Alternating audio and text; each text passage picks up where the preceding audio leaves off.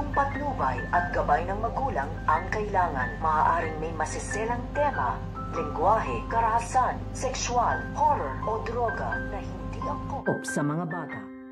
Isasagawa na nito nga ni Ninang ang pinag-uutos nga sa kanya nito nga ni Moira na iligpit na nga dito ang nag-iisang testigo dito nga daw sa kanyang kaso upang makalaya na nga dito ng tuluyan ito nga si Moira, dahil habang nabubuhay nga daw dito ito nga daw testigo na nagdadawit nga daw sa kanya dito nga daw sa mga kaso ay hindi nga daw ito makakalaya at magbabayad nga ng malaking halaga ito nga si Moira dito nga kay Ninang. Kaya nga ito nga si Ninang ay tinawagan na nga niya dito ang kanyang mga contact dito nga sa labas upang hanapin na nga dito ito nga si Dax at iligpit na nga daw ito. Kaya nga ito nga mga tauhan ito nga ni Ninang ay agad-agad nga nila ditong hinanap ito nga si Dax at matatagpuan naman nila dito kung nasan nga ito nga si Dax at dito na nga nila isasagawa ang kanilang binabalak na pagpaslang dito nga kay Dax. Kaya nga ito nga si Dax ay mga nganib nga dito ang kanyang buhay at magkakaroon nga ng matinding tensyon.